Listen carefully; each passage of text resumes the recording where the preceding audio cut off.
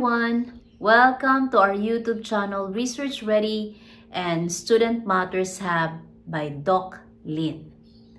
I hope that you're all doing well, and please, if you are new to our channel, subscribe to our channel by hitting that button. You can also like this video after you have watched it, and you can also share it with others para malaman nila kung ano yung meron tayo dito sa ating YouTube channel or YouTube community. For all those who are new in our channel, I am Doc Lynn, and I'm here to guide you on your research journey or completing your research project. Now, yung part ng research paper na i-discuss natin ngayon ay yung pinakahuling part. No? After na nakapag-conduct na kayo ng inyong research, nakagawa na kayo ng interpretation ng data, whether it is included in your chapter 3 or 4, then you have already made your conclusion. Now, how to make conclusion?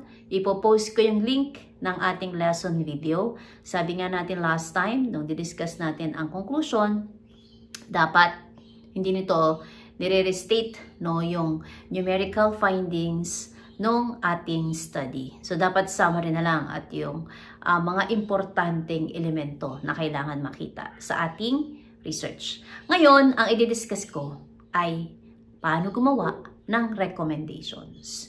Kasi may mga recommendations sa mga researcher madalas na masyadong vague or masyadong general at hindi mo alam kung kanino ba particularly ina-address yung kanilang mga recommendation. So, ano ba yung mga key points ma'am na dapat namin tandaan pag kami ay gagawa ng aming recommendations? Una, dapat, generally, dapat yung malaman, ang recommendations ay nakabase sa dalawang bagay. Una, yung findings ng inyong study, at pangalawa, yung conclusion ng inyong research. Now, how many recommendations are we going to make, ma'am, in our research paper? For me, there is no limitation. No? As long as your recommendations are correct. Minsan kasi pinapadami mo yung recommendations mo, pero nagiging paulit-ulit na lang yung information na ilalagay mo. So, you have to be specific on who are you going to recommend such based on the findings and conclusion of your study. Now, to teach you how to do it, let's discuss it specifically. So, ano ba yung mga tips para makagawa tayo ng magandang recommendations? So, ang una, dapat we have to be specific. Clearly articulate ano ba yung tinatawag nating actionable recommendations. No? Recommendations that will not remain only in paper, that they will be actionable recommendations. Pwedeng sabihin natin, instead of saying improve communication, which is very general, you have to specify implement weekly team check-ins. No? Improve communication, how? No, how they are going to improve their communication. So, by making your recommendations which is very specific, so makikita nila kung paano nila ito gagawin. Pangalawa, syempre, base recommendation on findings. You have to ground, rooted your recommendations in the data and insights gathered during the study. Do not include a recommendation which was not or which were not found inside your paper. No, you are not going to put recommendations based on your observation as a researcher. However, it is not part of the research question. We cannot do that. All of the recommendations should be based, must be based on the gathered findings of the study. Thirdly, consider specifically your stakeholders. I-tailor mo yung recommendation mo sa mga relevant stakeholders. Example, teachers, management, practitioners, policy makers, students, future researchers. Okay? Para ma-ensure natin yung practical, tsaka yung applicability ng iyong recommendation. So, yun yung laging sinasabi nila na hindi suntok sa buwan kung kanino man or para kanino ang recommendations mo. Pang-apat, prioritize. Siyempre, kailangan nating ma-highlight yung pinaka-critical recommendation. Yun ang una nating titignan sa ating research paper. No?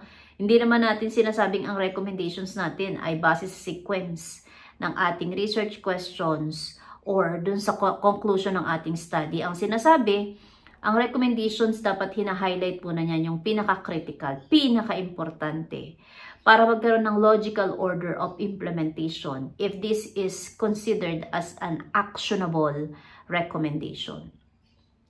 Then, you have to suggest future research. I-recommend mo. Siyempre, wala namang, as I have mentioned in my past lesson videos, wala namang kasing study na perfect. So, at the end of our study, or at the middle of our study, we have seen na merong mga limitations yung ating study, at meron ding limitations after nating maikonduct yung ating study. So, the limitations may came from our research paper itself, or it may came from the results of our study. So, from there, you can make a recommendation for future researcher na po pwede lang may adjust, gawin yung mga hindi mo nagawa, o kaya naman magkaroon sila ng additional or empirical findings tungkol dun sa study, o kaya naman using other research design that may enhance the research findings or the quality of the research, which may have not been addressed in your research paper. We have also to ensure that our recommendations are doable. So, keep it realistic. So, what do we mean by that? So, we don't give recommendations that cannot be accomplished or it's impossible to accomplish. We might not recommend the future researchers to go to planet Mars in order to justify the findings or to make other recommendations of the research paper. Or yung mga bagay na imposible na hindi naman magagawa ng ating researcher or yung pangkaraniwang researcher or other researchers katulad ng status na meron ka na hindi naman doable or hindi naman realistic. Now, ano yung mga kailangan nating i-avoid pag tayo gagawa ng recommendation? So, una, yung vagueness. Masyadong malawak, masyadong generalized yung iyong recommendations at hindi maintindihan ng reader para saan ba to? Para kanino ba to?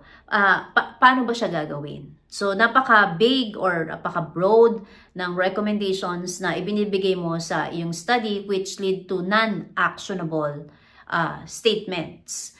Pangalawa is overloading with information. Yung ating recommendation, sobrang dami na binigay natin. Sabi ko kanina, hindi ako nag-limit ng recommendations, pero sisiguraduhin natin na ina-address ito kung ano man yung kailangan pa ng research base doon sa na-conduct mo sa iyong research paper per se at doon sa naging results or findings ng iyong study. Kailangan i-consider lang natin yung mga critical na recommendations, pinaka-importanting recommendations na kailangang malaman at mabasa ng ating reader dahil ito yung naging resulta ng ating pag-aaral. Okay? Ano pa yung mga kailangan nating i-avoid? Ini-ignore natin yung limitations ng ating research. As I have mentioned, there is no such perfect research. No, yung mga research, kaya tinatawag siyang research because we have to do a search or research again. So, dapat you have to be transparent. Sabihin mo ano yung limitations na nakita mo dun sa iyong research. Ina-avoid kasi natin to because we wanted to show others that our research paper is perfect. There is no perfect research. You have to really reveal what had happened in the conduct or in the findings of your research paper. That makes it work. So, yun yung pinakamaganda doon na inire-reveal natin kung ano yung katotohanan sa likod ng ating research paper. So, we don't avoid limitations. Try to reflect it also on our recommendations. Okay, next, lack of justification. So we have so many recommendations. However, we fail to justify why. So we have to explain also why we are making such recommendations. Pero sabi nga natin, it's not too broad or we don't give overloading information. So wag di natin siya lalagyan ng sobrang dami. Pero importante i-justify natin why we are giving such recommendations. And we have also to be very specific. Okay, next or last is neglecting stakeholder. So, kailangan sabihin natin para kanino natin ina-address itong recommendation na to. Sino-sino ang mga taong involved para magkaroon ng actionable recommendations yung ating research paper. Ina-address mo ba yan sa community? Ina-address mo ba yan sa owner ng company? Ina-address mo ba yan sa specific group of people? organizations or association? Ina-address mo ba yan sa mga researcher, sa mga estudyante? So you have to be very particular on your stakeholder. Do not just consider your own perspective as a researcher, but also the perspective of your stakeholders. Okay? So that's how we make our recommendations. We don't also restate our findings as mentioned in the conclusion and the summary of findings. Ang focus mo sa recommendation, natapos na ang research mo, eto na yung findings mo, eto na yung conclusions mo. Ano ngayon ang nakikita mo na pwede pang mai-improve base sa iyong pag-aaral? May it be, ulitin ko, sa iyong research paper na ikinandak mo, maaring makita mo na may kakulangan sa research design na ginamit sa mga prosesong ginawa mo, or pwede rin naman na ang maging recommendations mo ay base sa naging resulta ng pag-aaral mo at kailangan mong makulang atensyon ng specific na tao, specific na organization, associations, entity, or grupo ng mga tao. Dahil sila yung makakatulong na ma-address at ma-reach yung goal ng iyong study, no? Through an actionable recommendations.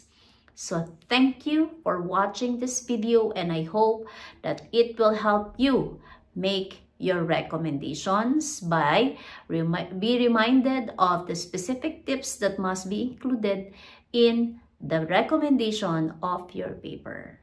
Thanks for watching, everyone, and if you like this video, please like, share, and subscribe this video and our YouTube channel so that everybody can watch how to make recommendations. Good luck on your research paper. You are about to finish your research project if you are doing your recommendation. Also, this is one of the questions that is being asked or questions that are being asked during the defense. Ang tanong, saan mo ibinase ang iyong recommendations? Okay? So always remember, we unlock insights to empower your minds. Thanks for watching, everyone. See you on our next lesson video. Bye-bye.